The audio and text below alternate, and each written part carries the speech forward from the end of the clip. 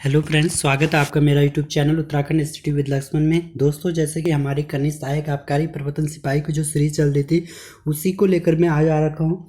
और आगे देखते हैं जो हमारे क्वेश्चन हैं, इम्पोर्टेंट है जितने भी एग्ज़ाम हमारे होंगे आने वाले। देखते हैं आज का जो हमारा पहला क्वेश्चन है। पहला क्वेश्चन है, अकबर को तिब्बती या कस्तूरी हिरण की खालें जो है किस चंद शासक ने भेंट की थी? तो अकबर को ये भेंट की थी रुद्रचंद ने। ठीक है, रुद्रचंद ने इनको अकबर को क्यों भेंट किया? क्योंकि रुद्रचंद के समय हुसैन खान ने तराई पर आक्रमण कर लिया था। हुसैन खान एक शासक था जिसने रुद्रचंद के समय में तराई पर आक्रमण कर लिया था। तो रुद्रचंद ने इसके अपोजिट में फिर हुसैन खान पर आक्रमण किया, यानी कि तराई क्षेत्र पर आक्रमण किया और तराई क्षेत्र को रुद्रचंद ने जीत लिया। और जब रुद्रचंद ने तराई क्षेत्र को जीता तो यहाँ पर इसने रुद्रपुर नामक नगर की स्थापना कर दी रुद्रचंद ने। ठीक है, रुद्रपुर नामक नगर की स्थापना कर दी रुद्रचंद ने।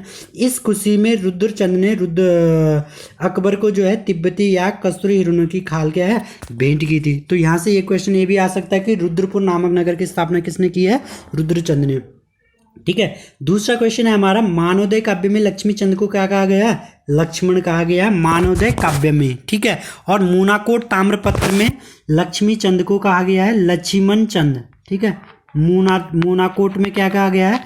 लक्ष्मण चंद कहा गया है। और सीरा से प्राप्त राजवंशावली जो चंदों की वंशावली है उसमें इसे लक्ष्मी चंद कहा गया है। ठीक है, तो ये था इसमें अलग अलग किसमें क्या कहा गया है। सीरा वाले में लक्ष्मी चंद कहा गया है और मूनाकोट में लक्ष्मण चंद कहा गया है और मानवोदय काव्य में लक्ष्मण कहा गया है लक्ष्मी चंद को। मानवोदय काव्य के लेखक कौन है? भरत कवि। ठीक है, मानवोदय काव्य के लेखक कौन है? भरत कवि। ठीक है, दूसरी चीज है, बागेश्वर में बागनाथ मंदिर का जीर्णोद्धार किसने किया है? लक्ष्मी चंद ने 1602 में। ठीक है, बागेश्वर में बागनाथ मंदिर का जीर्णोद्धार किसने किया है? लक्ष्मी चंद ने। ठीक है, लक्ष्मी चंद ने अपने समय में एक महत्वपूर्ण कार्य किया था, 2 कचरिया का निर्माण कराया था, न्योवाली और बिस्टाली। ठीक है, सुना होगा आपने न्योवाली और बिस्टाली, ये दोनों कचरिया जो है इंपॉर्टेंट है। इन 2 कचरियों का निर्माण भी किसने कराया? लक्ष्मी चंद ने कराया। न्योवाली जो कचहरी थी ये समस्त जनता के लिए थी और जो बिस्टाली कचहरी थी ये सिर्फ सैनिकों के मामले से रिलेटेड थी, यानी कि सैनिक ही यहाँ पे अपने न्याय से रिलेटेड बातें रखते थे। ठीक है, तो ये इसके इंपॉर्टेंट फैक्ट थे। नेक्स्ट क्वेश्चन है हमारा, ट्रेल पास करने वाली प्रथम भारतीय महिला कौन थी? ट्रेल पास पार करने वाली प्रथम भारतीय महिला कौन थी? लता बिष्ट और नैनीताल की थी। ठीक है, ट्रेल पास, और इसने कब किया इसे? 1994 में। ठीक है, तो याद रखना है ट्रेल पास दर्रा कहाँ पे? पिथौरागढ़ में। ठीक है, नेक्स्ट है, तिलका देवी मंदिर किस जनपद में है? तिलका देवी मंदिर, तो तिलका देवी मंदिर है टिहरी जनपद में। ठीक है, नेक्स्ट है, पहाड़ समाचार पत्र का प्रकाशन कब हुआ? तो 1983 में हुआ, वार्षिक था और नैनीताल से, और इसके संपादक शेखर पाठक था। जब भी हम समाचार पत्र पढ़ते हैं तो उसमें हमें एक तो प्रकाशन वर्ष पढ़ना है, एक वो कैसा था, वार्षिक, पाक्षिक, मासिक, एक उसका प्रकाशन कहाँ से हुआ और कौन उसके संपादक थे। यानी कि एक समाचार पत्र से हमारे 1, 2, 4 क्वेश्चन बन सकते हैं। जैसे कि पहाड़ समाचार पत्र का प्रकाशन कब हुआ? 1983 में हुआ। पहाड़ समाचार पत्र कैसा था? वार्षिक था। पहाड़ समाचार पत्र का प्रकाशन कहाँ से हुआ? नैनीताल से। पहाड़ समाचार पत्र के संपादक कौन थे? शेखर पाठक। ठीक है, इस तरह से पढ़ना है। नेक्स्ट है, उद्योग मंदिर की स्थापना किसने की थी? तो उद्योग मंदिर की स्थापना ज्योतिराम कांडपाल ने अल्मोड़ा में की थी, उद्योग मंदिर की स्थापना। अभी ये क्वेश्चन फॉरेस्ट गार्ड में भी पूछा गया था। ठीक है, नेक्स्ट क्वेश्चन है, गंगा यमुना का मायका किस जनपद का उपनाम है? गंगा यमुना का मायका, तो ये रुद्रप्रयाग का उपनाम है। और रुद्रप्रयाग के उपनाम और क्या क्या है? पुनाड़ और रुद्रावत।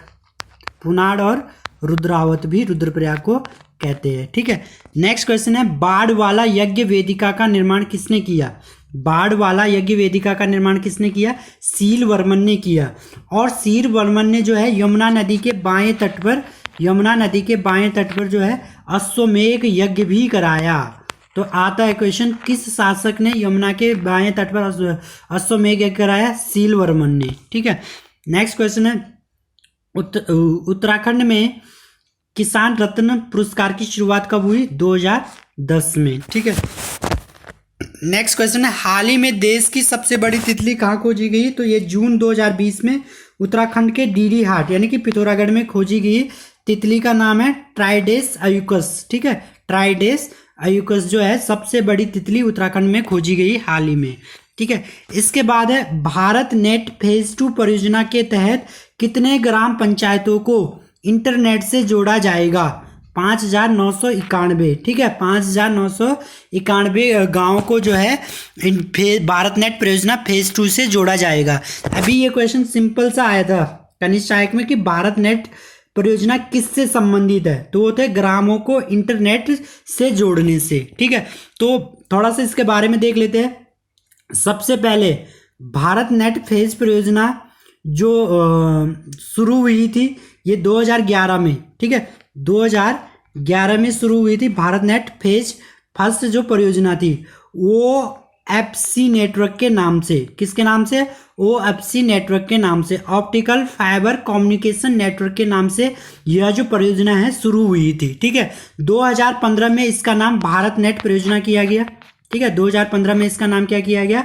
भारत नेट परियोजना किया गया। और इस परियोजना का जो लक्ष्य था वो था कि 2.5 लाख 2 लाख से अधिक ग्राम पंचायतों में क्या है, मतलब कि नेट का जो है इंटरनेट से जोड़ा जाना था 1.5 लाख। ठीक है, 2.5 लाख।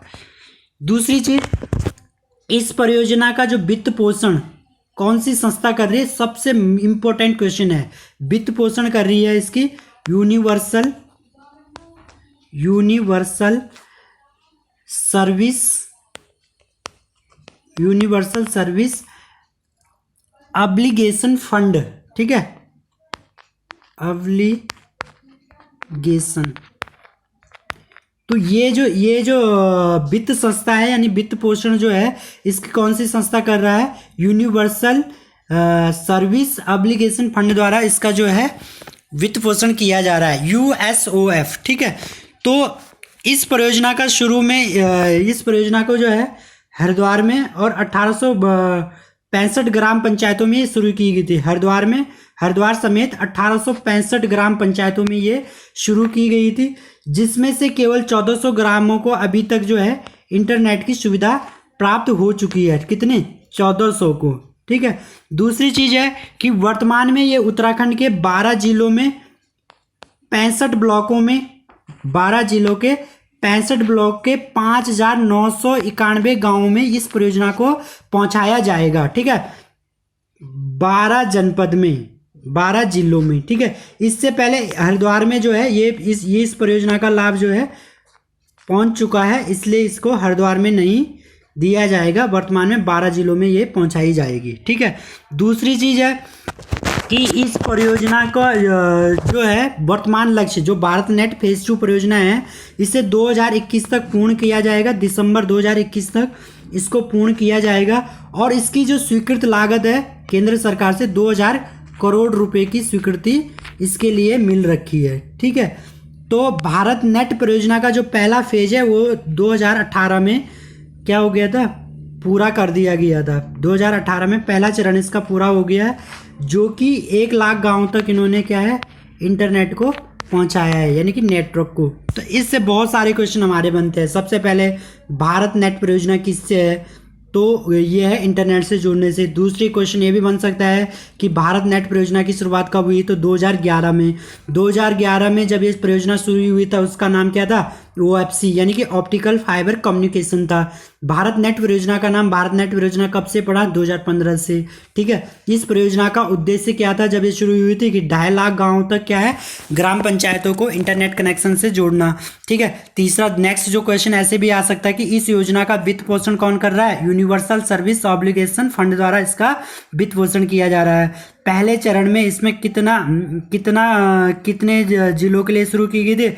हरिद्वार समेत 1865 गांव में शुरू की गई थी, जिसमें से 1400 गांवों को ये इंटरनेट सुविधा मिल पाई है। ठीक है, वर्तमान में उत्तराखंड के कितने जनपद में जो है भारत नेट परियोजना का शुभारंभ किया जाएगा? 12 जनपद में। किस जनपद को छोड़ करके? हरिद्वार को छोड़ करके। कितने गांव में? 5,991 गांव में। कब तक यह परियोजना शुरू होगी? 2021 में। इसका बजट कितना है? तो 2,000 करोड़ रुपए इसका बजट है। तो तो इससे बहुत सारे क्वेश्चन बनेंगे और इम्पोर्टेंट है भारत नेट फेज 2 परियोजना। सारे पॉइंट आप नोट कर सकते हो। थैंक यू, आज के लिए इतना ही है।